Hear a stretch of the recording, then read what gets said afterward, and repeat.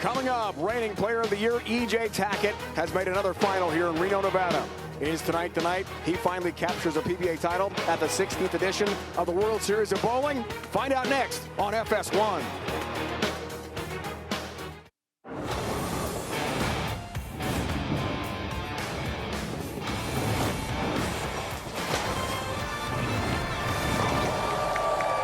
Here in Reno, Nevada, it is time for night 3 of the 2025 World Series of Bowling. Tonight, the Chameleon Championship unfolds. Our 5 bowlers this evening. The top seed, Malaysia's Tun Hakim, trying to become the first player from that country to win on tour. Kevin McCune, son of Eugene, goes for a second title. EJ Tackett makes his 4th straight show here in Reno. Andrew Anderson beat EJ in the Nevada Classic on Saturday. And Canadian Mitch Hupé goes for his first singles title here tonight. So many international bowlers. That's the story here at the World Series of Bowling, the 16th edition. Dave Ryan alongside Randy Peterson and his fan club. PBA USBC Hall of Famer. Again, a foreign-born bowler, Randy, is the top seed. Yeah, this event proving once again just how great the rest of the world is at the sport of bowling. Here's our #1 seed, Tun Hakim. He's slated to be the next superstar to come out of Southeast Asia. A real powerful player who's not afraid of the big moments. And he's looking to make it 3 wins in a row for the international players. So this week already, Sweden's Rasmus Edvall climbed the stepladder in the Scorpion, Randy, to win that title. Yeah, he was really amazing. And it didn't look like he had a chance to win this event. And guess what? At the end, he's the guy hoisting that trophy. Then the Viper Championship last night. Another international player, first career TV show, and his first career win is Darren Ong from Singapore. Yeah, incredible. This was EJ Tackett's 9th frame and to his undoing. Darren Wong steps up needing a mark, and that's the best kind of mark to get. Won that one 215, 205. First player from Singapore to win on the PBA Tour. Now, EJ Tackett has had an extraordinary season. He's made 5 straight shows. He's won 2 titles, including his 2nd jacket at the US Open in Indianapolis. He hasn't won here yet. Maybe tonight's the night. Yeah, it's been an incredible run for EJ, and you think about the amount of games he's bowled thus far in this event. He said it's upwards of about 120 games. He still has plenty of gas left in the tank, as he told us in his interview. We'll see if he can get it done tonight. Don't count out EJ Tackett, no question about that. Our stepladder bowling here, Randy, tonight. Andrew Anderson Hupé, great first match. Going to be a high-scoring pattern tonight. Could see a lot of strikes. Tackett against the winner of match 1. Then we got Kevin McCune and Tun Hakim as the very top of the stepladder as the top seed. Andrew Anderson beat EJ Tackett, Nevada Classic, to start our coverage here in Reno on Saturday. He's joined now by Kimberly Presley. Thanks, Dave. So, Andrew, you told us in the pre-show interviews that you feel like a weight has been lifted off your shoulders since you won your 5th PBA Tour title here a few days ago at the World Series. But this is actually the 3rd show we've seen you on this season. So what do you contribute your newfound success as of late to? Yeah, I mean, it's crazy what conference can do. Great support system. Yeah, I'm just riding a wave. I snuck into qualifying here, qualified 24th, went on to win a few matches, and here I am. So I'm squeaking by. We're going to see if we can squeak by some matches tonight. Good luck to you. Thanks. Here we go. Double A is ready. Confidence there after the long wait. 7 years without a title. He's got that in the bag now against Canadian Mitch Hupé. Good. From Winnipeg, Manitoba.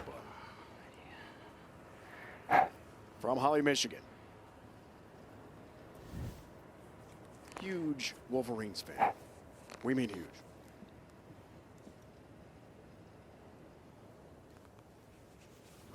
Gets us going. And the Chameleon. Missed the target. Very tough split. 210. All right, all right, all right. 210 on a real high-scoring oil pattern right out of the gate. We predicted big scores. That's what we've seen throughout the Chameleon Championship. Wow. Covers it. 210 split to begin the night. That was sweet. Clean wipe, Randy. Presented by Dude Wipes. Covers it perfect. Cuts the 2 right into the 10. Nicely done. A lot of rev rates on tonight's show. No two-handers. Here's Mitch Hupé. Right at that 1-3 pocket. He's the 4-7.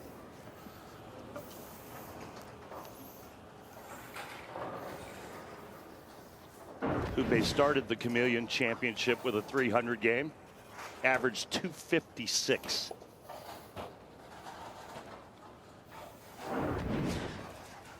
Scorching the pins. 4-7 got that no problem. One title in his career. That was a Rob Holman doubles title with Packy Hanrahan.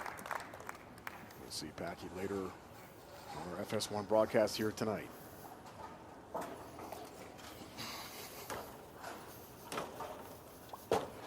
Take a look at his arsenal, going with Ion Pro. It's been a minute since he's been on a singles show. 2019 USBC Masters in Vegas.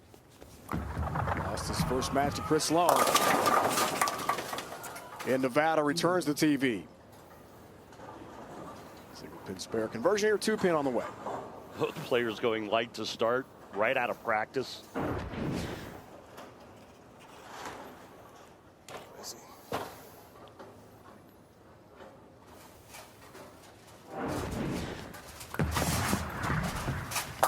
Got that no problem. Third Canadian to win on the PBA Tour, joining Graham Fott and Francois Lavoie. As he told us pre-show in the interviews, I want to win a singles title. It is time. There's Andrew's arsenal, and he's starting with Attention Star.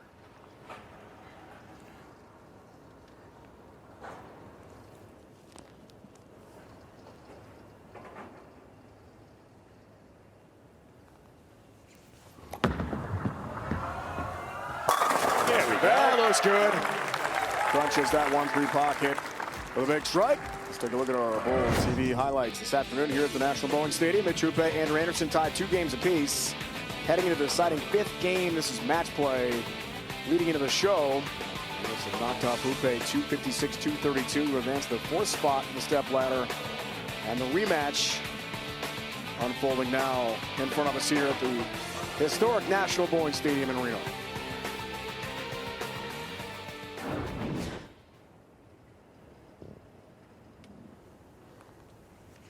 Third frame for an 11-pin lead early on against Hupé. Got it. Every one of Andrew's matches went the distance. All of his matches 5 gamers. It's a lot of bowling. But he's told us pre-show he's never felt more confident. Got that first win after so many years without a singles victory. Road to the show for Mitch.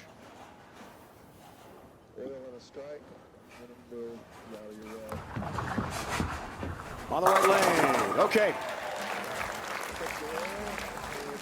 All right, RPs, check out the oil pattern for tonight, the Chameleon.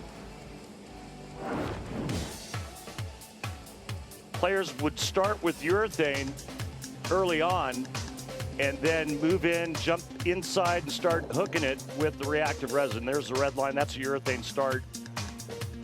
But no urethane here in game 1. Did see some in practice. 41-footer.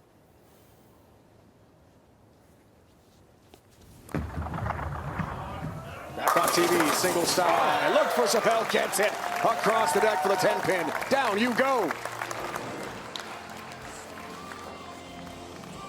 Expect a lot of this tonight.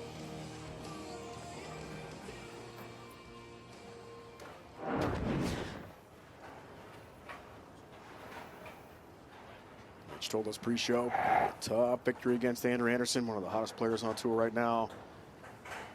And the confidence just brimming over with AA here. Go bowling, free America on a stroke.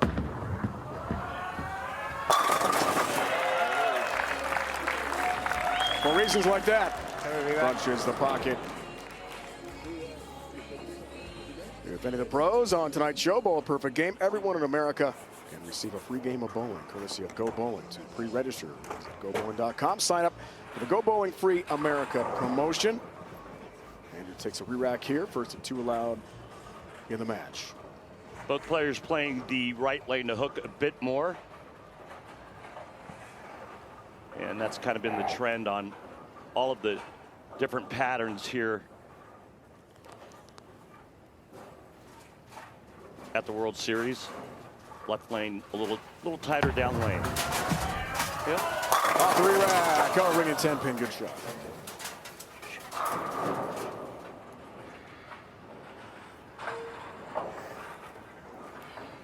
And the totals tonight, having just won a couple nights back, helps his confidence so much on the TV pair here at the stadium.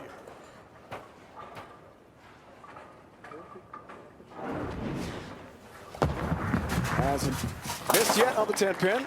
28 for, got that. Sorry, buddy. 28 for, or 29 for 29 now. And we get all of our great stats, as always, from our good friends at Lane Talk. For more information, head on over to lanetalk.com and download the free app.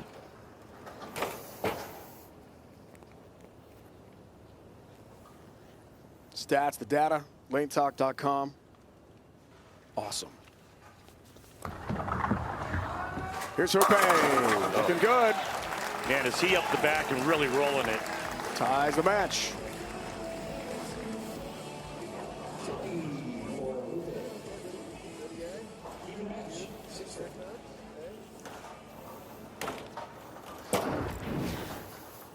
Gets the ball into the swing fairly early. Big guy, big, strong man. Really rolls up the back. See if we can see that hand right behind the bowling ball. There we go. Look at that. Hits the target. Strikes again. Up by 10 here, midway through match one. Underway from Reno. 16th World Series of Bowling. Chameleon Championship. Match one continues next.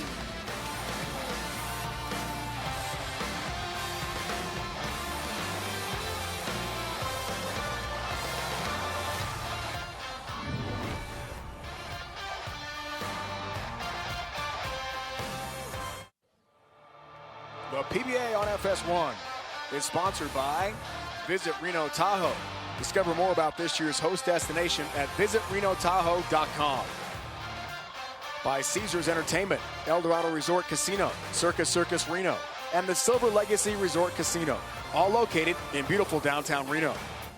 And by Go Bowling for friends and family fun. Log on to gobowling.com to find a center near you. Welcome back to the biggest little city in the world, fabulous Reno, Nevada, and the National Bowling Stadium. One of the meccas of the sport of bowling. Night 3 World Series of Bowling, edition 16. Hupé is on a heater here, 4-bagger entering the 6th for Anderson, works on a spare. High scoring pattern, as we talked about, top of the broadcast. Maybe not at the start, Randy, of the match, but they're catching up. Yeah.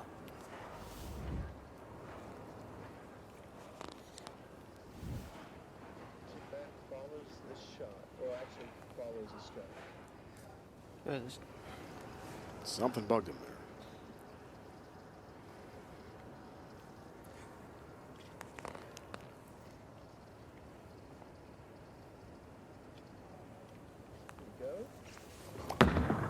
Five-time titleist delivers. Good shot. Ring and 10 It's never going to be a good one. Sucks. Take a look at Andrew Anderson from profile. Another tall player, big, long arm swing, and really great hand at the bottom. Great balance. Very athletic move.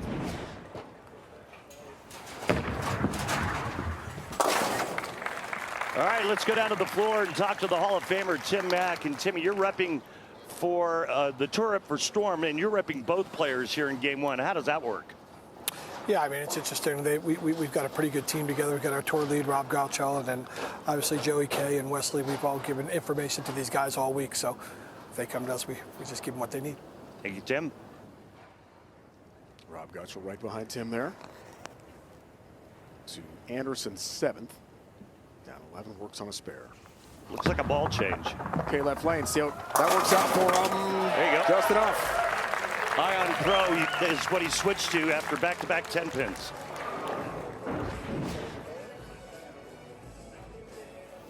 Look at that hand. All taped up.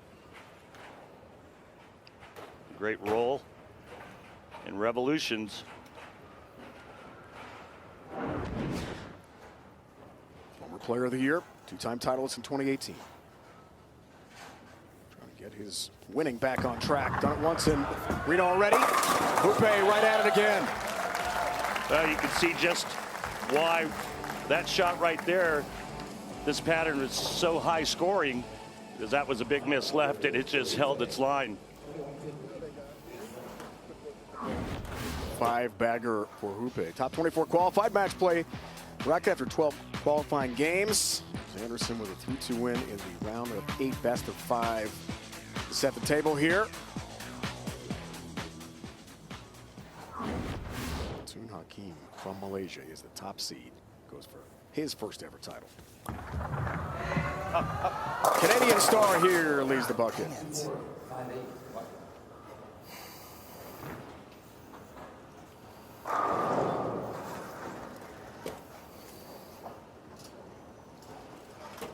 Strike streak comes to an abrupt halt.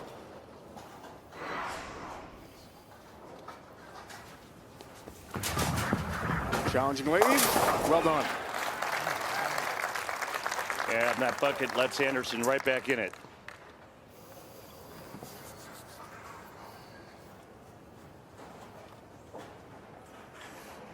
Two more here in the 8th and 9th for Anderson. He'll take the lead. See our max scores 258. 255.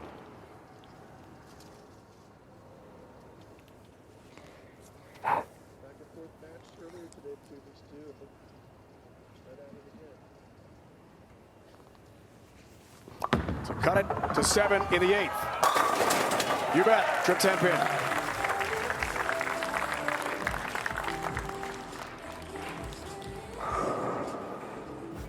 Matchup, round of 8, 5. This one going to go down the wire, Randy. And remember in our interview with Andrew, he said, hey, I'm not afraid to change balls in the middle of the game. If you're not striking with the one you brought, I'm jumping into another ball immediately. And he did just that. And right now, it looks like a great adjustment, a great move for Andrew. That Masters in Syracuse 2018. Foundation frame for the lead. Oh! Across the deck it goes. Messenger KOs the 10. Down you go. And with that messenger, Anderson takes the lead and cannot be shut out no matter what Mitch Hupé does in the 9th and 10th. He liked this one immediately.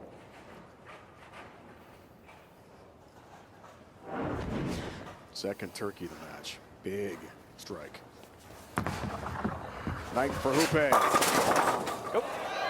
Oh my. The nudge, but not enough. Bowling isn't fair, Randy. Yeah, this is cruel.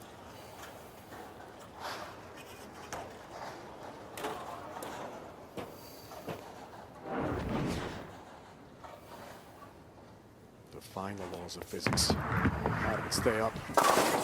10 pin got that. Max numbers. There's hand, big two-handed lefty.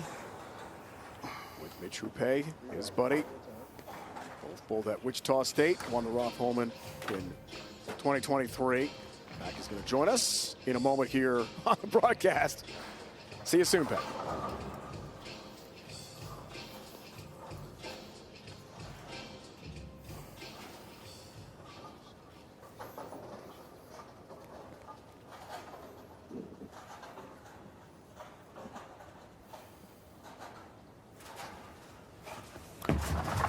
Crunch time, 10th frame, Hupé, okay.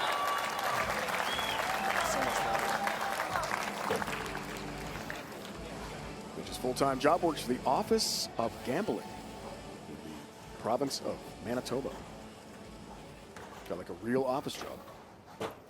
But he says they're very flexible with my schedule. It's time to come to Reno, bowl the World Series of Bowling. He's all good to go. Wichita State alone.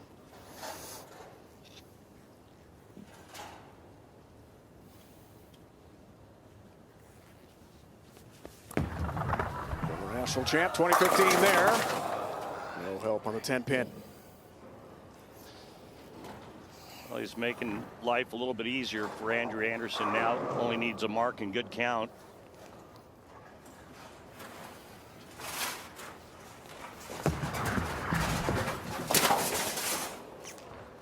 Thank you, guys.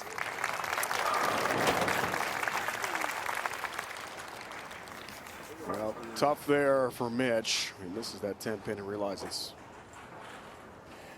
it's over.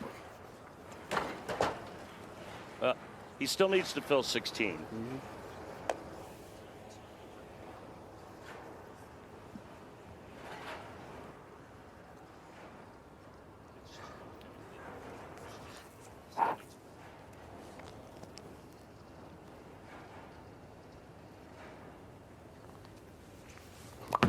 Anderson will try to make sure it's done mathematically. Trip 10-pin there, gets closer.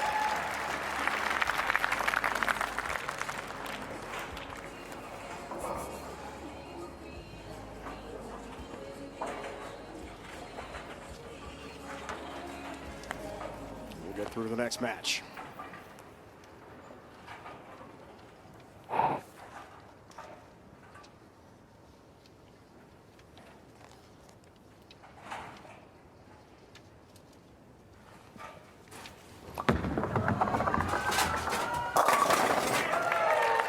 That's it. It's official now. Andrew Anderson has advanced. Great ball change. Now he's going to look at another one. Look who awaits him in the second match. It's that guy again. It's that Tackett guy again. 5th straight show. Extraordinary run for EJ continues on all conditions. Amazing. That looked pretty good. Hey, Bowman.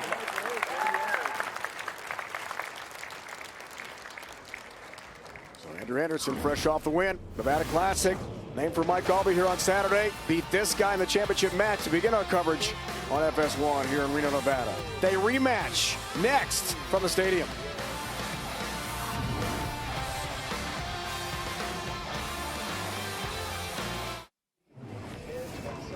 Let's flash back November 2017, 9th World Series of Bowling here in Reno. Liz Johnson knocked off Anthony Pepe, 222.06 to win the Chameleon Championship that year.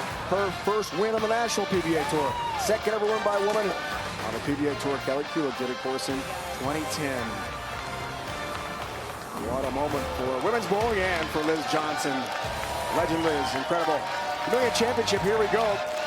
Anderson knocks off Mitch Hupé, 258-233 in match 1. But next up for AA, EJ Tackett. Joined now by Kimberly.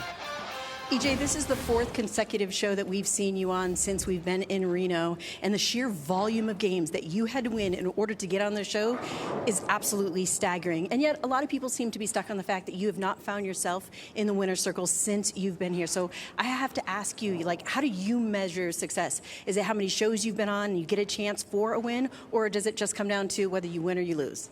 I think the answer is yes to that question. Agreed.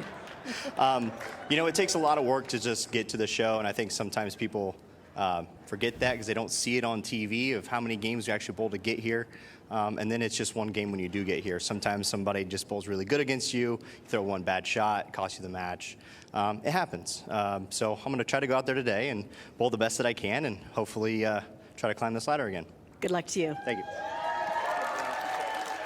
All right, guys, thanks so much. Joined by Packy Hanrahan in the booth. I like the new sweatshirt there. Looks brand new. Yeah, appreciate it. Just got it from the PBA booth right there. Great to have you on board. I know your buddy Mitch Hupé had the loss there with Andrew, but he bowled so well to get here, right? Yeah, he bowled unbelievable the whole week. I mean, he was a hit shy of the scoring record on the overall PBA scoring record on the Chameleon Championship this week. All right, good to have Packy with us here in the booth. Here's EJ Tackett. Starts match 2, left lane, with some power, with some punch. Torches the pocket. And a good start for Tackett. Packy, what do you think about EJ's run here at the World Series? I expect nothing less from him. I mean, he has proven himself to be the best bowler on the planet the last couple of years for sure. Always had plenty of TV shows. And then the last couple of years, it just seems like he wins every time he's there. A little short this week, but plenty of time to turn it around. He's on this one right now. Anderson. Good start, match 2 for him. And a nice ball change halfway through match number 1 for AA. Again, that great leverage created with his legs. And then the nice ball roll. Packy, you're a two-hander. No two-handers on this high-scoring pattern. Tons of 300 games, tons of power on this show. All players using their thumb. Yeah, little different from usual. You would expect the scores to be super high and the two-handers to just absolutely crushed it. Ooh, tough break there from Andrew. And not the first 7-pin we've seen this week on TV, but like I was talking about, the two-handers on, just there was plenty of them in the bracket, but with the scores being so high, we talked a little bit about it. I talked with Chris Barnes, and he was talking about how almost the scoring pace kind of brings it back to level where shot making power comes a little less into play, and it's more just about how you get your ball through the pins. Right. 7-pin guys there, no problem for Andrew. And another thing was, it wasn't really a hook fest. It was more of how can we get players to play further to the right and stay there. Yep.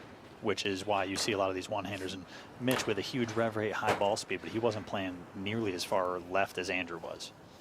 By Packy in the booth, 2-time PBA Tour champ, former national champ with Mitch Hupé at Wichita State.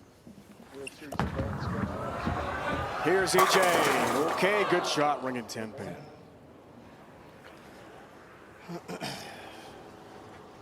Just bringing the heat. Just under 19 miles an hour and over 500 rev rate.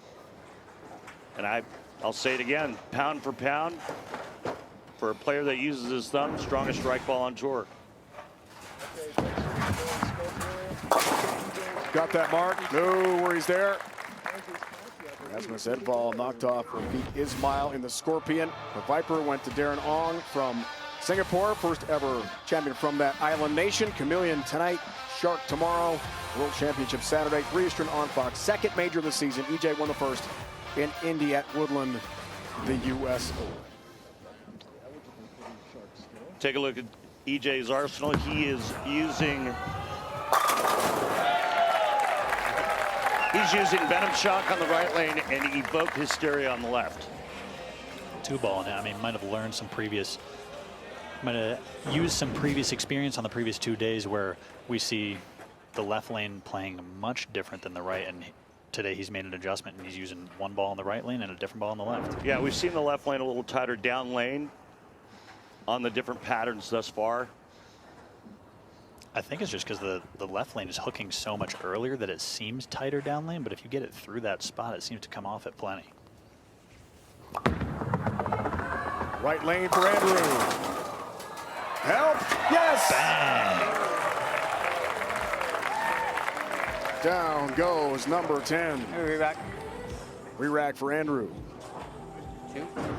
We see it again. Clean white presented by Dude Wipes, guys. Yeah, I'm not sure you'd call this a messenger, but something came across and rolled that 10 nicely for Andrew Anderson. What was that, the 4-pin?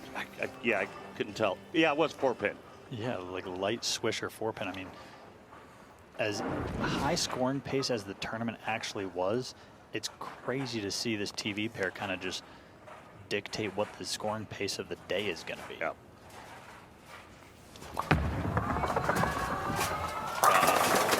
Oh! It's back-to-back 7-pins on the left lane for him. Yep. Red-headed 7-10 pack. That's what you don't want. How much of the practice prior to the start with 5 players affect the transition of the oil pattern, Packy? I would say 100%. I just talked with the 2 Stormball reps, Tim Mack and Rob Gottschall, and they said that today, unlike today was a flip-flop plan of yesterday. Oh no. Oh, Went buddy. for the 7 there. Buddy. But Huge miss. The 2 ball reps said that there was actually a flip-flop of game plan. Yesterday they tried to make the lanes easy, but today with the Chameleon Championship being one of the highest scoring patterns we've ever seen on the PBA Tour, they actually went the opposite route and tried to almost not really chalk up a spot to the right, but focus more on a little bit of just getting lined up and trying to strike, knowing that it's going to be a little bit of a strike fest tonight. EJ likes mistakes by opponents because he usually does that. Capitalizes on one right there. The room was already built in on the lane, so the players didn't have to create something. Yeah, I chatted with, like I chatted with earlier about Mitch almost set the scoring record by a hit. So did the guy EJ beat in the first round, or in his first round, the round of 16, Yuma Haraguchi, I believe, from Japan. He also was a strike, the first ball in the 10th away from setting the PBA scoring record. How about that? This guy's for a 32-pin lead. 4-pin. Well, after round one, the top 16 players all averaged over 250. That's unbelievable. I mean, the scoring pace, especially on this pattern, it wasn't even expected because we bowled on Chameleon in the past and it hasn't been nearly as high scoring as it is right now. I don't know if it's the building. I don't know if it's the tweak of the lane pattern or the players just bringing it this week. But 4-pin has the mark. And a healthy lead into Andrew's 5th. Yeah, you see. All-time record, there it is. Insane. And Michael Davidson, so what was it, a 30-year record almost? And then it got broken this year by Michael Davidson. Followed up this week, Mitch Hupé was a hit short, and Yuma Haraguchi was also a hit short. So there was actually 2 chances at it on this pattern this week to break Michael Davidson's record that happened a month and a half ago. Anderson trying to recover from the open with a nice bounce back shot.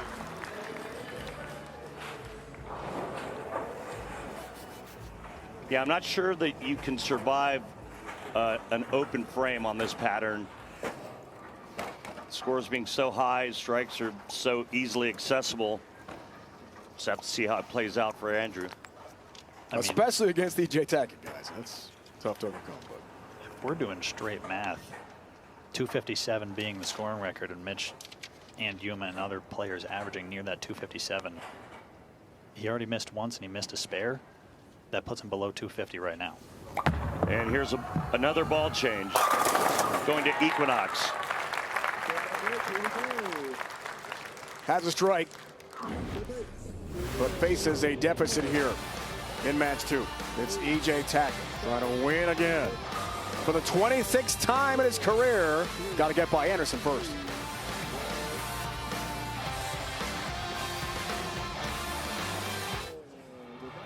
Back in Reno, time to remind you, registration for the 2025 PBA LBC National Championships now open to bowlers of all skill levels. The PBA LBC National Championships return to the Chicago area, includes a division for everyone. You can compete in singles, as well as optional doubles and team events. Even combine your scores with the pros. Enter today at PBA.com. Dave, Randy, Packy joining us in the booth here for this match. It's Tackett, Anderson, EJ by 11 in his 6th frame. Works on a spare. Every shot a big shot now.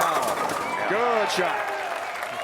All right, let's go down to the floor and talk with Tour Rep for Motive, Brett Spangler. Brett, how is the left and right lane shaping up for EJ? They're different enough that he's using 2 different balls. Not too worried about him. We've learned this pair pretty well over the last few days, so we planned the breakdown accordingly. Thanks, Brett. And that mustache is still on point. Fantastic. 7th frame for a 21-pin lead. 4-pin. Stubborn. Damn it. What are you seeing, Packy? I mean, it's always difficult to come out of the commercial break, no matter how many times you do it, or how many, I guess, for EJ, days in a row that you do it, or games in a row that you do it. It's always going to be hard to come out of the commercial break with the same kind of energy that you have. But from EJ, those 2 good shots. I think you just got to make a small move on the left lane, and he'll be good to go. I mean, move in a couple boards on the left. That's back-to-back 4-pins. Yeah. What about you, Randy? Was it always hard for you to come out of, those 5-minute breaks, 6-minute breaks that you might have had on TV? Yeah, I mean, it changes the rhythm, and I don't think you ever get used to it. I mean, you make a great point. It doesn't matter how many times you've been there, but again, it's, the strike on the right lane, which looked like a great shot, right? And then he comes back in 4 pins again on the left lane. So for me, back-to-back 4 pins on the left is kind of it's troubling. I think there's a move that's going to be made. Anderson. Okay. Big shot, cuts it to 1. Live from the Tokyo Dome, the greatest show in baseball is back. Shohei Ohtani and the reigning champion Dodgers take on the Cubs. MLB World Tour continues tomorrow morning, 6 a.m. Eastern. That's right, 3 on the West Coast on FS1. You guys get up early for the big game? You know I am. I actually was super excited to just see that there's a baseball game in Tokyo, Japan, and obviously none other than Shohei Ohtani. You're a Connecticut guy who went to Wichita State, so who's your baseball team? The Red Sox. Oh, okay. Yeah. New England, I get it. I live on the wrong side of Connecticut to be a Red Sox fan. It's kind of split. We're half are Yankees, half are Red Sox, and You're from bougie Greenwich. I'm in enemy territory, as they would say. But what we were talking a little bit about before with the commercial break, do you think it was almost more beneficial for Andrew because he had that spare that he missed almost right before the commercial break, kind of recollect his thoughts, and EJ 4-pinning right before? Do you think that might have played into Andrew's advantage? You know, I think the ball change is what did it for Andrew. He did the same thing in match number 1, changed balls halfway through, and he's done it here, going with the Equinox on the left lane. Down 9. Big strike. I mean, I get what you're saying about the commercial break, and yeah, it does affect things, and a lot of times, you know, momentum changes. But again, I think it's just a matter of EJ making a small move on the left and trying to get back into this. Yeah, this is a crucial shot here in the 9th frame with Andrew having 240 left, EJ having 239 left. This is crucial shot. I think this is almost a must-strike situation for EJ. And he put it right on line. Good shot, trip 4-pin. Got the 4-pin to fall. He's got the lead, guys. He's on top. Even you saw him say, wow, that was an awesome break at an awesome time if you're sitting down thinking EJ Tackett. It was absolutely must strike there to have any chance. And again, it's another 4-pin. This time he trips it. Just the top of the head pin just chopping that 4-pin down at the last second. That is everything he could ask for and more. All right, 2 strikes and 2 pins for Andrew Anderson, and he'll win match number 2.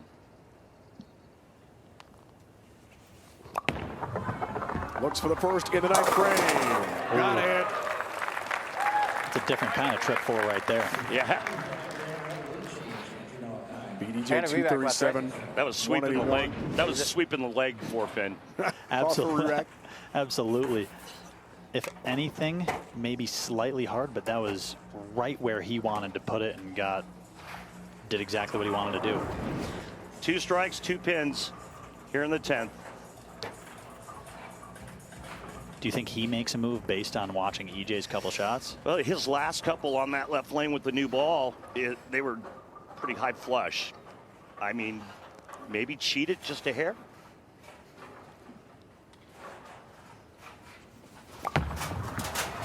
That's for the first one.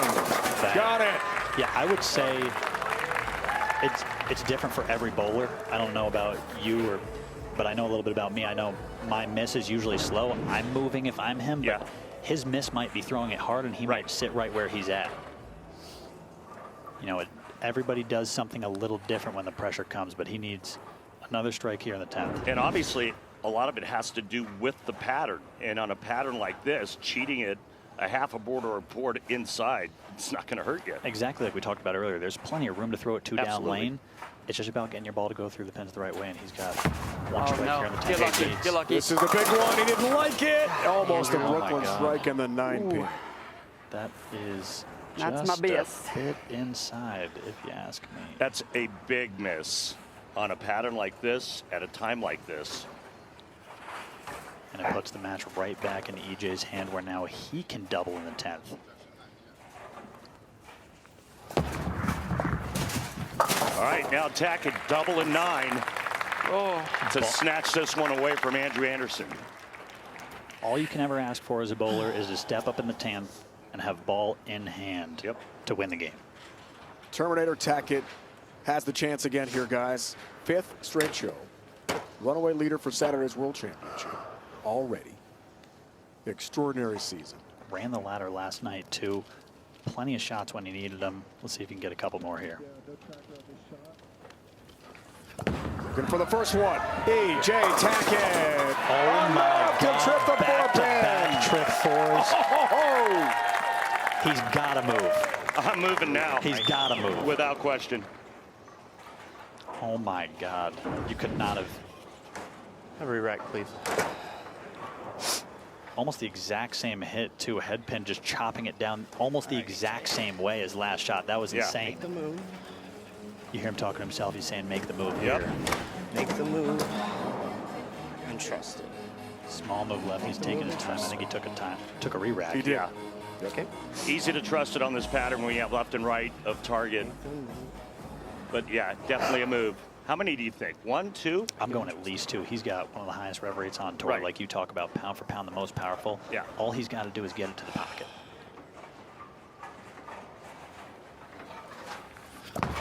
Gotta have it. Makes his move.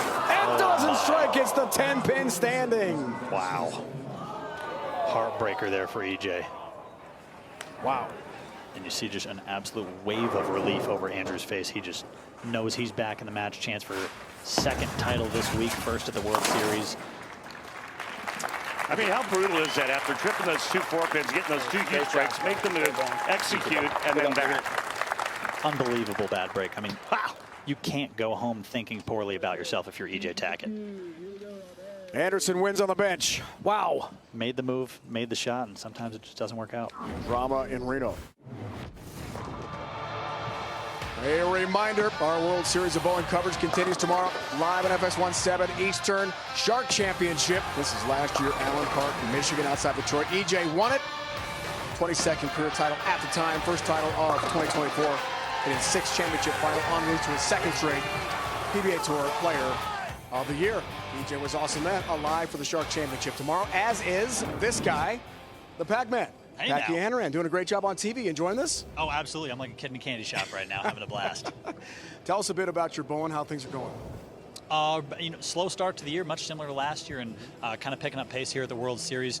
Had another slow start to the tournament at the World Series, and kind of just huge back half. Who do you have in your opening match tomorrow? In my opening match tomorrow, I have no idea. I'm just gonna. No, it's Ryan Barnes. It's one of my good friends, Ryan Barnes. We'll try and take down. Yeah, oh, absolutely. I lived with him for a year, and we'll see who matches up. No mental games. Just come in, have a blast, and hopefully see who stacks up on top at the end of the match. All right, for Randy, who was the most intimidating player in your era? Oh gosh, for me it was probably Marshall Holman. Mm-hmm. Yeah, he was a little scary. Packy, how about you? I think actions speak louder than words, and those who talk the least tend to be the most intimidating. Belmo just strictly by results, but I mean, luckily for us, we get to bowl enough and hang out with these guys enough. There's plenty of time off the lanes. I don't think any are super intimidating, but you get down to it, you know you need a strike in the 10th because he's going to. Intimidation is the subject of Pressing Questions with Kimberly Pressler tonight, presented by Go Bowling. Kyle, who would you say is the most intimidating bowler? It's got to be EJ Tackett. EJ Tackett. EJ Tackett. EJ Tackett. For the most part of my career, it was Belmo, but it's still him to some degree. But I think right now it's definitely EJ. I literally haven't beaten the guy since I was like 19, so it's been 14 years of torture out here. I mean, he's red hot. He's won a couple Player of the Years. I do have a good record against him, but it's pretty intimidating to bowl right now. Would it surprise you at all that a lot of the guys out here have said you? Yeah, actually would. I guess I'm glad that I do. Andrew, who would you say is the most intimidating bowler out on tour? Intimidating bowler, like the scariest to look at? I'm going to say Belmo, unfortunately. Not because he's really good, but if you do something wrong to him, he gets mad. And he stays mad for a long time. So, yeah, don't mess with Belmo. Maybe when I was a rookie and I had to bowl Wes Malott. Maybe. Just because when he would say good luck, he was like, good luck down there. Like, yes, sir. I would say the most intimidating bowler is probably Carl Troop. Yeah, he's really intimidating. He gets a strike when, put you under pressure.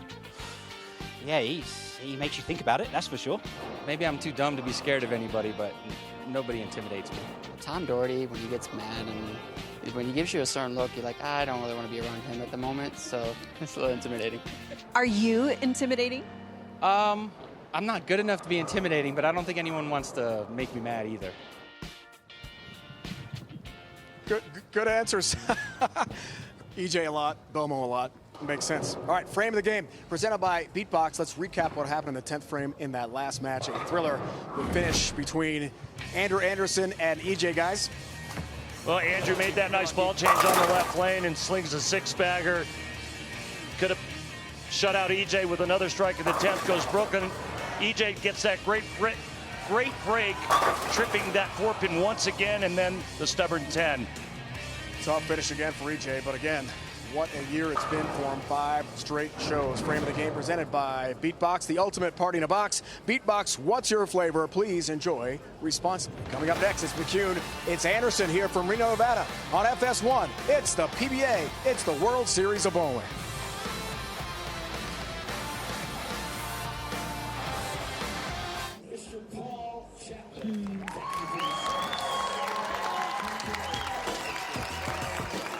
The PBA proud to have Bowlers to Veterans linked as the official charity of the PBA Tour. Tonight's PBL Salute to Veterans. We welcome U.S. Marine veteran Paul Chapman, who served for 14 years. Thank you so much, Paul, for your service. To donate, go to bbl.org. All right, guys, updated Stepladder. Anderson's take care of the superstar EJ Tackett. 237, 228. Here we go with match 3. McCune and Double A head-to-head. Packy, are you a little surprised at the scoring pace right now? It's fairly on par. It's been lower on TV so far, but for right now, not at all. Kimberly, joined by Kevin McCune. Thanks, Dave. So, Kevin, in the round of 8, you were down 0-2, and then you came back with a huge 833 in 3 games to land yourself on the show. So how do you take that momentum and apply it to this championship pair? Just make good shots like I did over there and just try to see the right shape to get the ball to go through the pins the right way. All right, good luck to you. One title to his credit, Kimberly. Players Championship, North Brunswick, New Jersey in 2023. It was a major. Now he takes on former Masters champion, Player of the Year, Andrew Anderson, who is back on track. The long singles winless streak came to an end here Saturday in the Albee Classic. He wants another title at the WSOB. McCune, a little loft. Looking for help all the way across. Headbutt. Headbutt on the 7-pin, guys. Ringing the doorbell over there on the 7. I need to replay that. What hit that? Oh, my goodness. Was that the 10-pin? Let's take a look. Oh, my God, the 10-pin hit the 7. It was the 10. When was the last time you saw that? About 5 seconds ago. Before that, I think never. 2 for 2 so far. Andrew Anderson. Wow. He's been good on that right lane, guys. He's now 12 of 13 on the right lane. And I think you see a common trend. Last night, all of the high seeds chose to finish on the right lane. And Kevin here doing it again. He gets lane choice. He chooses to finish on the right lane because it seems to be the friendlier lane.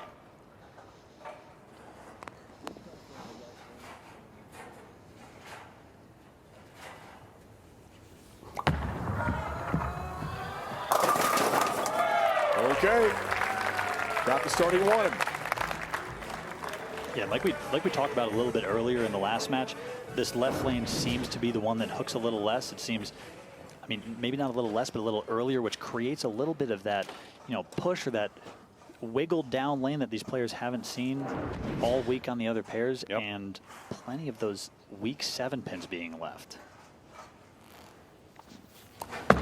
Back to McCune on the right lane. Okay. Let's go back. 2023 Players Championship in Jersey. Kevin McCune swept Jacob Buttrip in 3 games to win his first career title. At the season's final major, became the first player to win their first career title at a major since Chris By 2021 U.S. Open. And the first 3rd-generation PBA Tour champion, along with Ramadan dad, Eugene. Take a look, guys, take a look at his arsenal. He's going with the IQ AI. The IQ AI, but here's an interesting fact. He's using a 16-pounder on the right lane and a 15-pounder on the left lane. Yeah, which, I mean, the difference, so it's the same ball, probably drilled the same way, but the core on the 16-pound ball is a little larger, which will help it hook a little earlier, help it hook a little more overall. You see him throwing the same shot. Yeah. He's trying to play the same lines, and my guess would be he's trying to make the lanes as similar as he possibly can. He doesn't want to have to move around, switch balls, so he's throwing the same ball, the same shape, just a slightly larger core on that left lane in the 16-pound ball. Anderson, guys, response here, right lane on the 8-pin. Stubborn. I'm curious if we're going to see Andrew switch out of that ion. I believe that's the Ion Pro he's throwing. Yeah. I'm curious if we're going to see Andrew switch out of that. It looks like it's going a little too forward down lane. It's getting to the same spot. It's just not coming off at the same. I'd be curious to see if he is going to switch that Equinox back on the right lane as well. Even though that's only the second time he's missed on the right lane. The last one wasn't too convincing either. Gotcha. And I think especially with Kevin McCune, he has a massive rev rate, and if someone's going to change the lanes, he's going to change them quick. That's the voice of Packy Hanrahan joining us in the booth here in Reno. Two-time PBA Tour champion on the call with us here tonight. Strike percentage ranks. It's a high-scoring pattern. Almost identical. Yeah, big part of what we're doing here.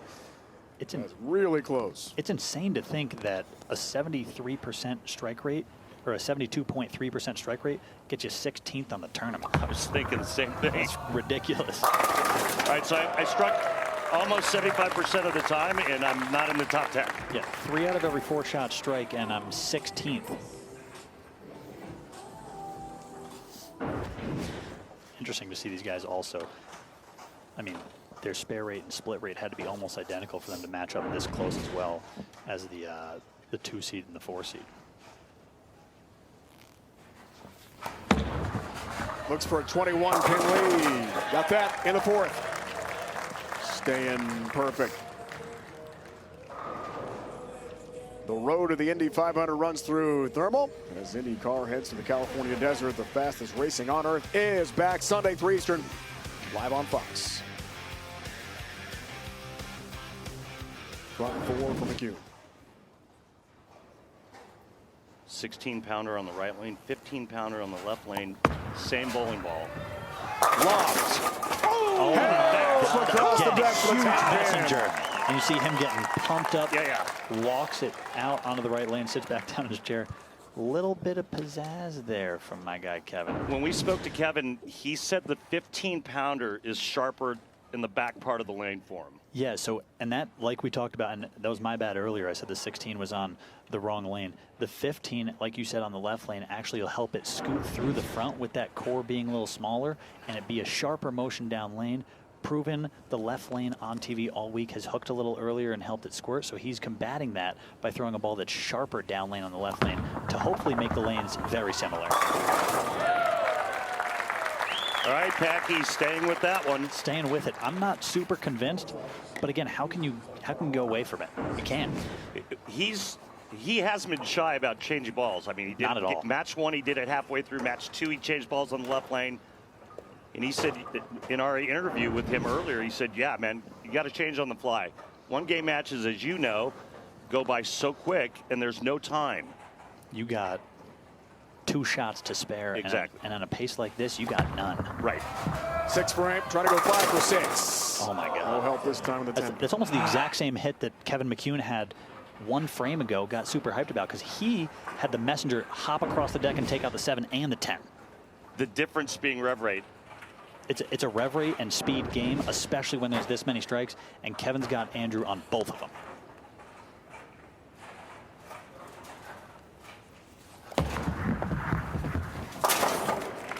The only thing that could hurt him is the speed being too fast when he steps back up after commercial break. Kevin McCune, perfect, through 5. Can he stay on a heater? Lots more bowling to come, folks. Stay with us.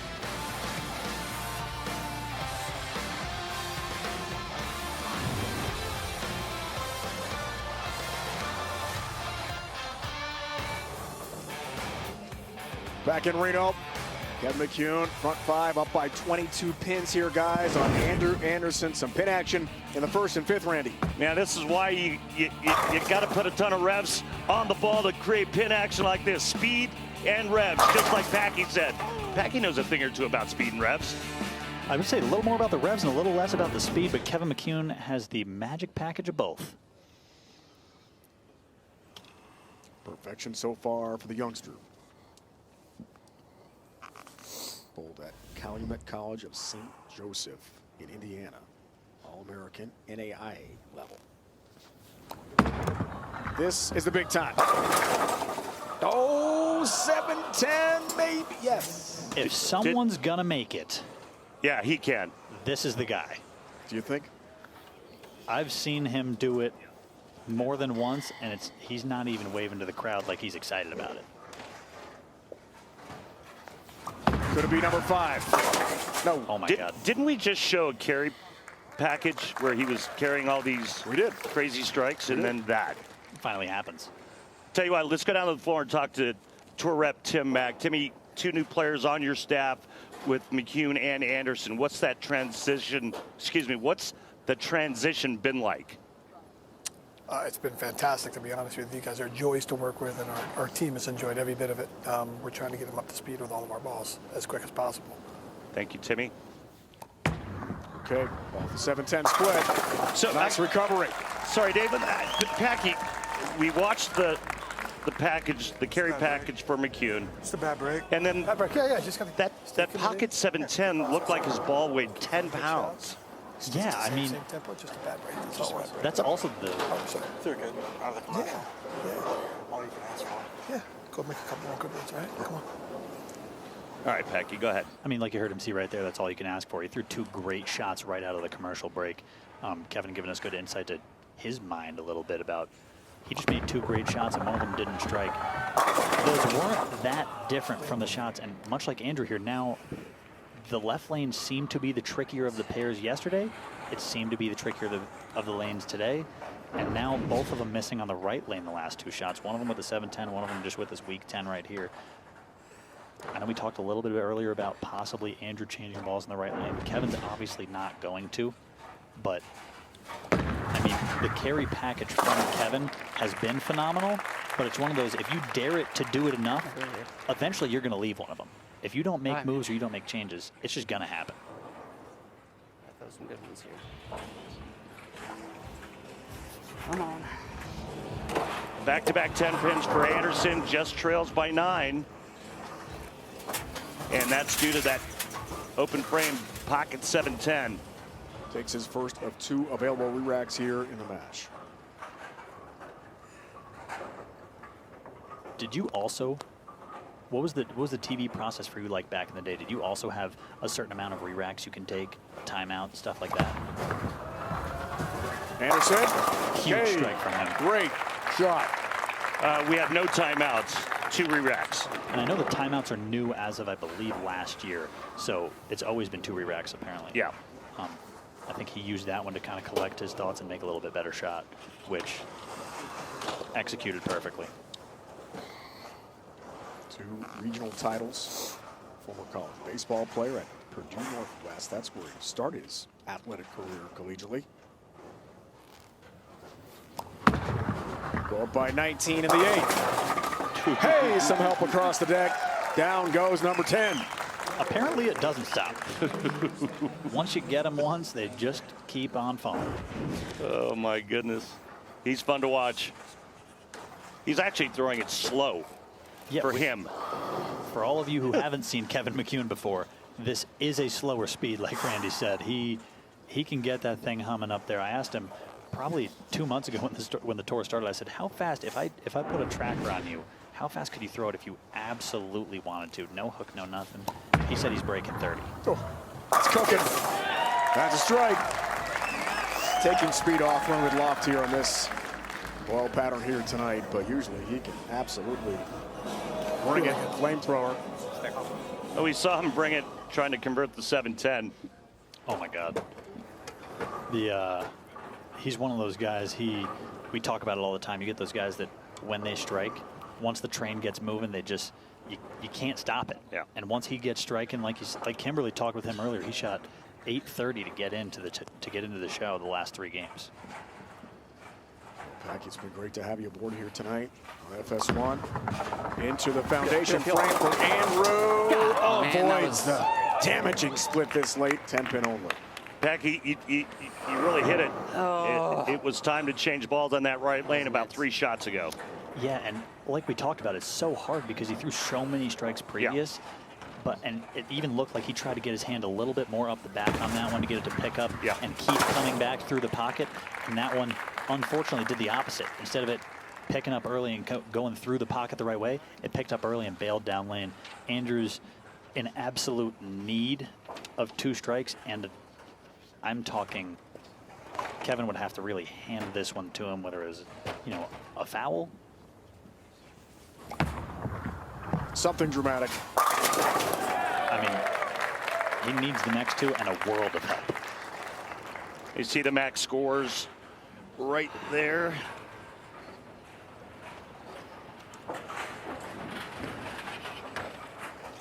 McCune at 236 right now with a mark. Is that what I'm seeing? There'll be 245 with a 9 spare in the first one.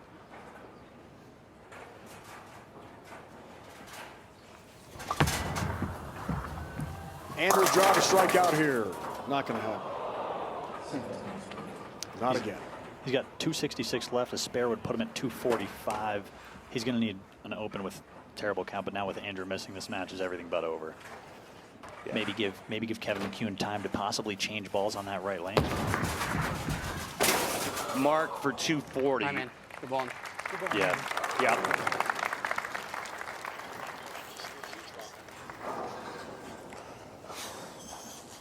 Remember, PBA Tour since 2021, 25 years old. McCune, 3rd generation PBA star. Throwing that same ball, striking on the first one. He's going to give himself an opportunity to get a new bowling ball here on the right lane, possibly see a different shape before he's going in to the championship match.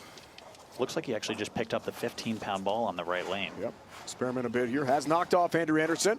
Will fail to win a 2nd title here in Reno. Sharp tomorrow. See World how much Championship sharper Saturday. make that made? You can see how much sharper it is down lane. Question is, does he stay with the 16-pounder? Does he go with the same ball on both lanes? Packy, we appreciate your time tonight. Great to have you on board, man. Absolutely. Thanks for having me. Good appreciate insight. it. Thanks, Packy. Good luck to the 2 guys in the championship match. And good luck to you tomorrow.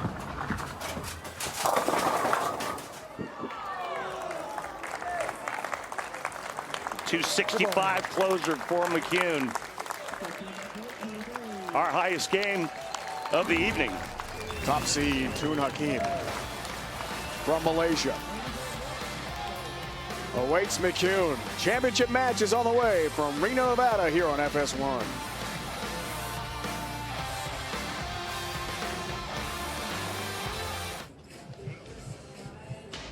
The new PBA Elite League Battle of the Brands pits bowling ball manufacturers against each other in a season-long competition. Each brand has a full roster of staff players, but can choose only 5 to represent them prior to each singles event. Motive has a big lead thanks to a guy named EJ Tackett on tonight's show. Again, 5 straight shows for EJ, 2 wins this year. EJ competed tonight, could not get past Andrew Anderson though in his match. Kevin McCune bested Andrew in the last match. Setting up our championship tilt, Tun Hakim from Malaysia, his first ever TV show on the PBA Tour. Goes for his first ever win. Would be Malaysia's first ever PBA Tour title as well. Incredible. I can't wait to watch him under the bright lights of the PBA Tour, see how he handles the immense pressure. Just a quick side note on EJ Tackett. 3 hits, 3 shots, and he's got 3 titles here at the World Series of Bowling. 3. Still a runaway leader for the World Championship, Saturday, 3 Eastern on Fox. So we'll see him again at least one more time. So this match coming up, now Kevin McCune, the youngster, only 25 years old. His first ever title was a major a couple years back. How do you think he fares in the championship match? I think he's got the advantage going into the title match. He's got 1 game underneath him. He knows what the pair's doing. He knows what the right lane's doing. I think he might make a ball change. And all the pressure is going to be on Tun, his first time ever. Could we have our third straight international champion here Yes, tonight? yes, we could. Tun Hakim would like to make it 3 in a row. To begin our coverage here of the 16th World Series of Bowling from Reno. On FS1, championship matches on the way. Hakim, McCune, next.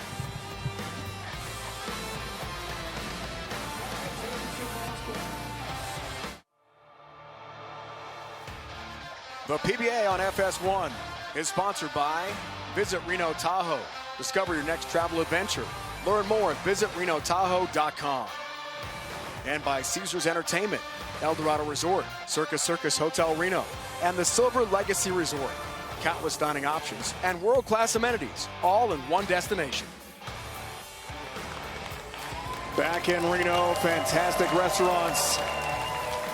Left and right here. We love coming to have great food in Reno, Nevada.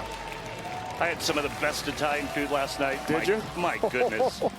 I had great Asian last night. Not one, but 2 international champions to begin the World Series of Bowling here in Reno, Nevada. Will it be number 3? Malaysia's Tun Hakim is ready to go, joined now by Kimberly. So, Tun, this is your first World Series of Bowling, and not only do you make your first ever PBA Tour show, but you're also the #1 seed. So how did you make that happen?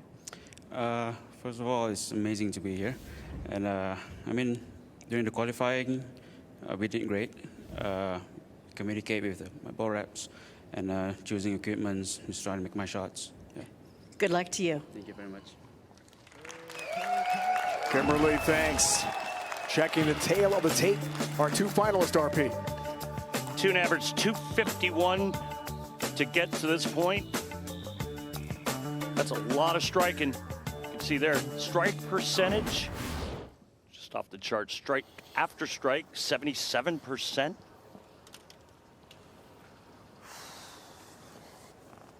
Here's the youngster. Convincing win over Andrew Anderson in match 3. Starts the championship match, left lane. Easy. 8-pin.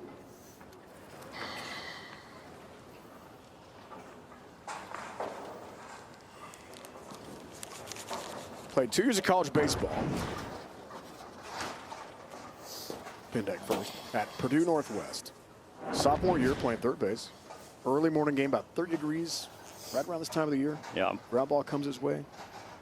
Throws the first, gets the guy out, but feels something tearing his labrum.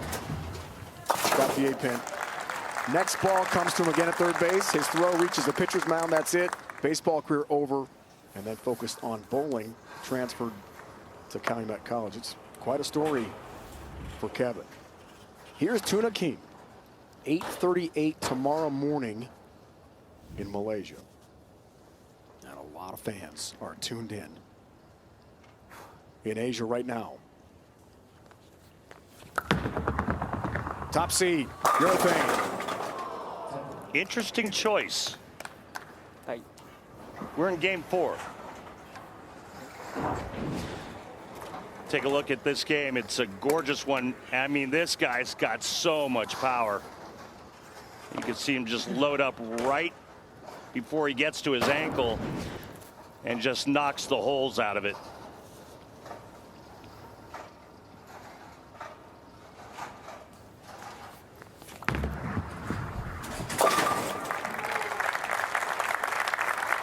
As the 10-pin has his mark.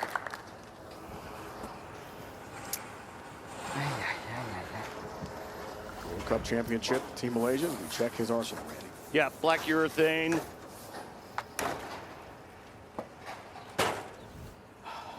Well, let's not leave the pearl part out. Black pearl urethane.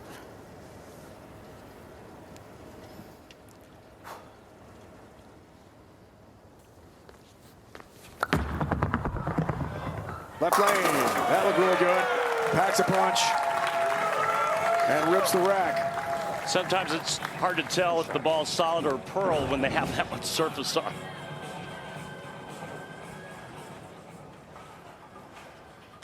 Team Malaysia teammates behind him. They're so excited to see perhaps another international star win in Reno this year. with loft again. Cross deck and does not reach the 10 pin. All right, so that's the same ball he's using on the left lane now, so he did make the change. And then he leaves the 10 pin and then looks back at his tour rep, Tim Mack.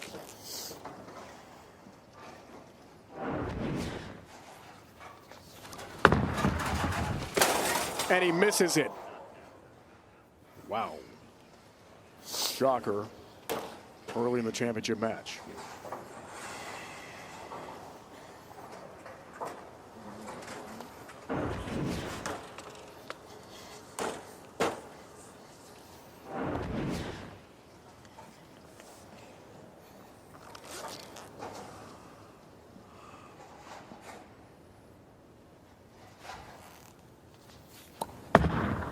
Time to turn the page, move on from that one. Nice.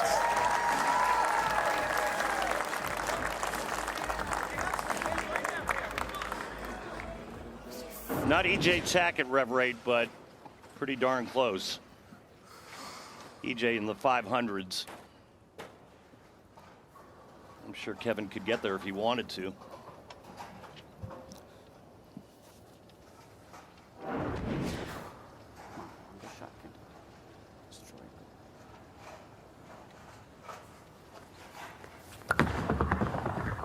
Still in urethane. The 10 pin.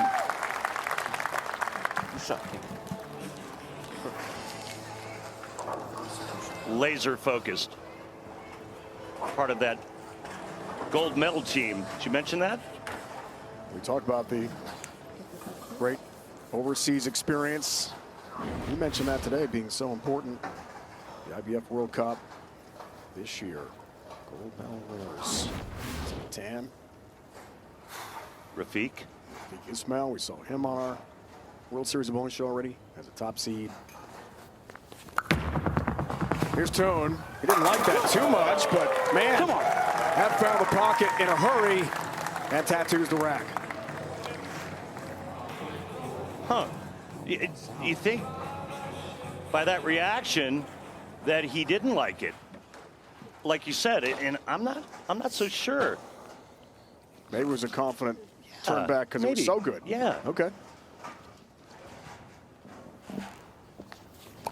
Forward from McCune again, the loft, right lane. Oh, man. Okay. Back to 22.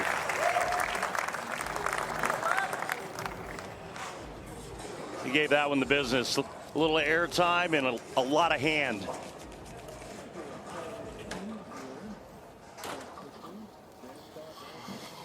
First, third generation PBA Tour champion. We talked about Grandpa Don McCune, Dad Eugene McCune. 3 on the 50 Tour, 3 titles for him. And 1991 Hall of Fame inductee. Don, what a career, what a family.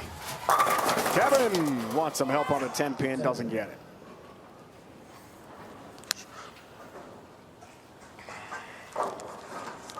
Not a good sign when you're a power player leaving a flat 10.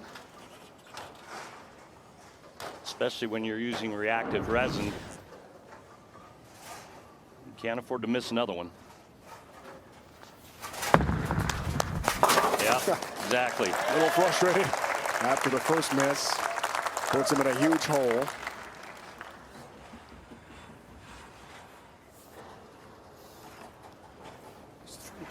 Come on. Hakim looks for a 4-bagger, a 33-pin lead here. His road to the show. Come on. Swept the Iceman. Not easy to do. Big numbers with his qualifying. Scoring pattern, 5th frame. Right at it. Takes out the 10. Shot. Come on. No thing. Just another gorgeous shot. 4 in a row now for Tun.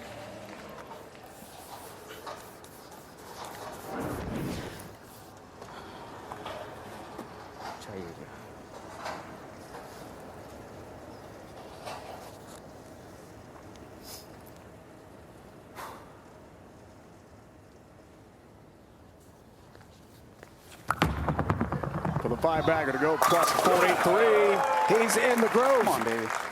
Let's get him. He's mowing him down.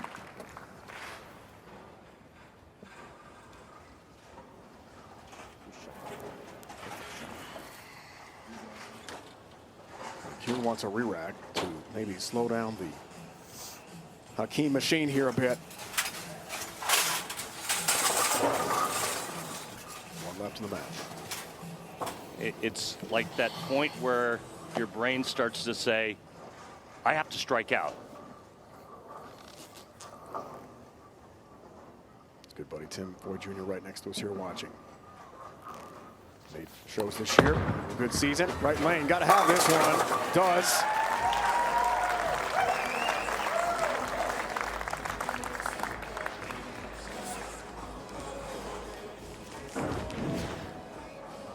All right, good one on the right.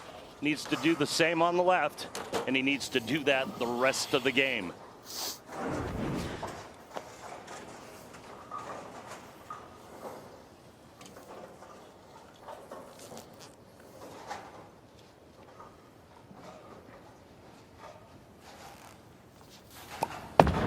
Two-C to cut it to 33. No help on the 10-pin again. You know, all the players we spoke with about this oil pattern, they all said the same thing. Easy to get to the pocket. The key was getting your ball to go through the pins correctly so that you can strike. Not happening here in the title match for McCune.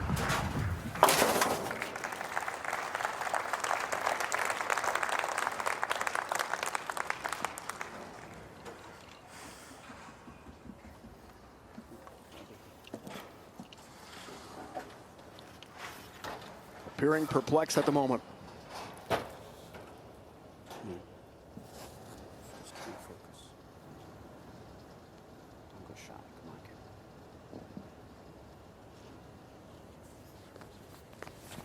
McCune looks for half a dozen in a row. Good shot, ring and 10-pin.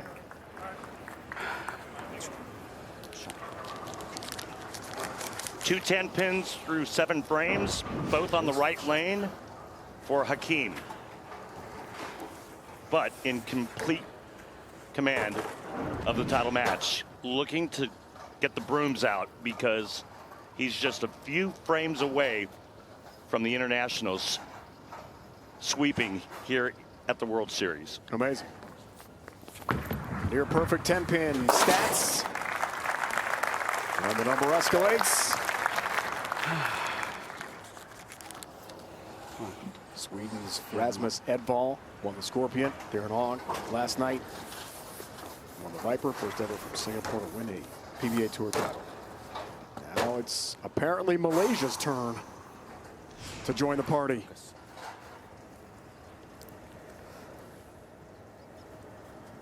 Wife Hazika back home in Malaysia watching this really closely.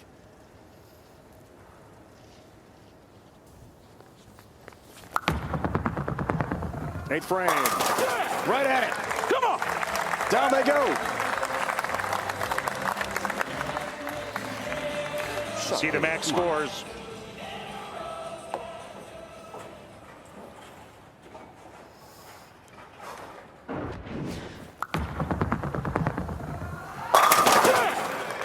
Come on.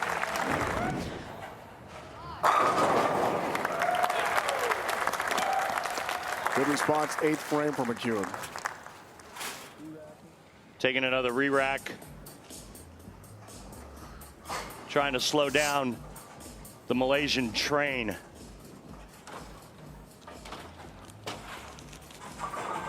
Hakim already in the 230s. McCune right now at a 197 pace.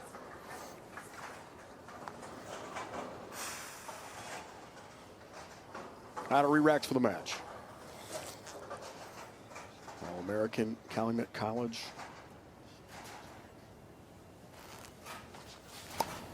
Twice after transferring and switching sports. Impressive. Good shot there for Kevin.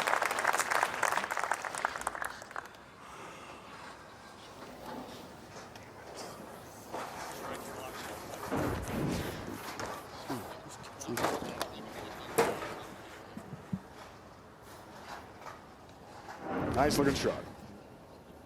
Foundation frame here, Hakim getting close, Randy. Yeah, strike here pretty much locks it up.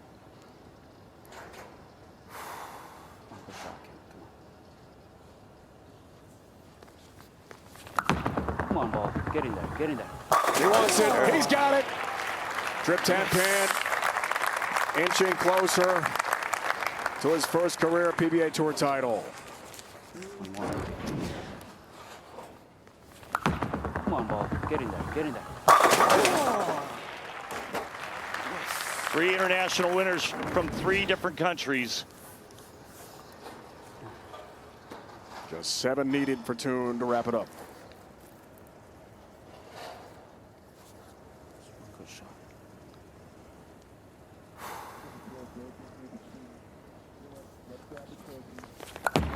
For the win. Needs 7, has 10, has a title!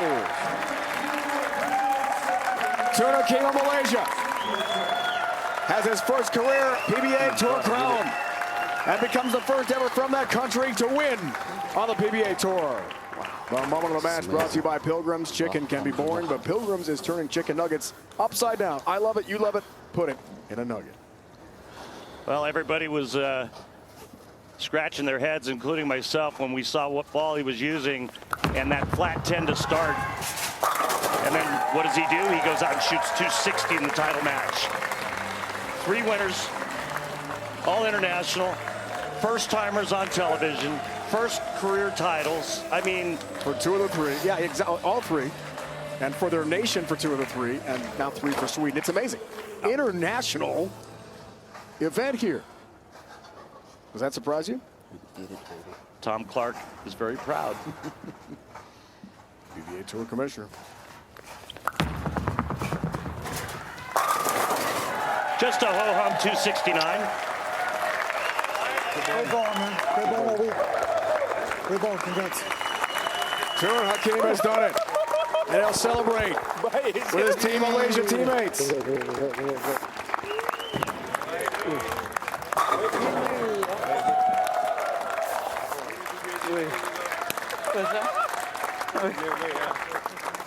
Thank you.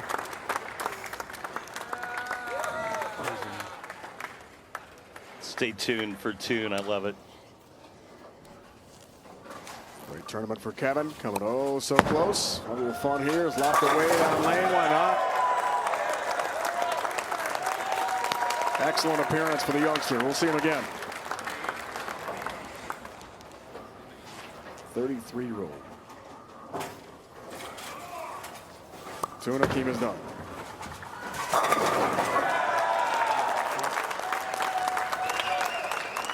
Great ball again, man.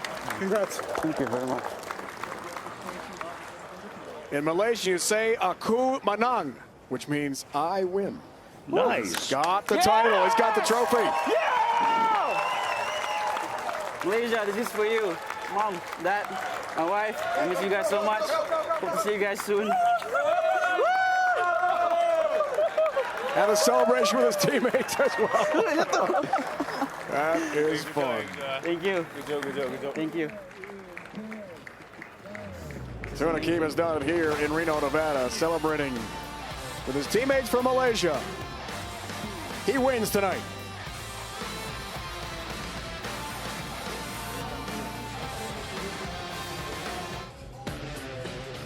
What a World Series of bowling here in Reno so far for international stars. Sweden's Rasmus Edvall, first career title. Then Darren Ong, first bowler from Singapore to win on the PBA Tour, his first ever title. Tun Hakim tonight from Malaysia. The same thing, first ever from the island of Malaysia to win a PBA Tour event. Kevin McCune, the finalist a moment ago, but Randy, this was all Tun. Yeah, just dead flush perfect. He did it the entire game. Missed twice, left 2 10 pins, and that was it. A happy champion joined by Kimberly. Tun, congratulations on this win. My goodness, you came out here for the first time to the World Series, and you walk away with a PBA Tour title. Walk me through your feelings on winning this.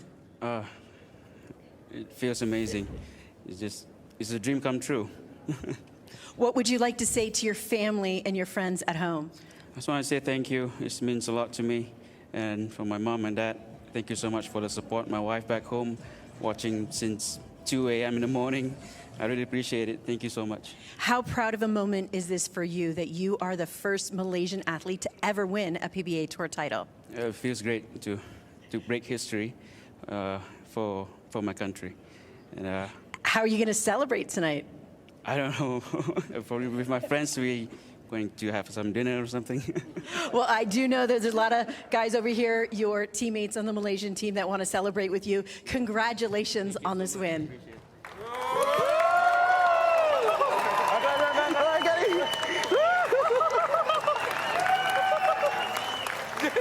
That's awesome. I know how he's going to celebrate. He's going to fill that trophy up with something. Thank you. What a moment for Tun Hakim. All right, Randy, so it's the big story of the World Series of Bowling, edition 16 here in Reno. 3 for 3 international stars. Yeah. My question to you, why? Because that's how great the rest of the world is. And if competing on the PBA Tour for these other countries was possible, we would all know that, right? And the only way that they can get noticed, get seen, to have the rest of the world see their talents is because of the World Series of Bowling. Winning your first ever title is one thing. Winning the first ever for your country, as he spoke with Kimberly a moment ago, that's a big deal. It really is. It represents so much for an athlete like that.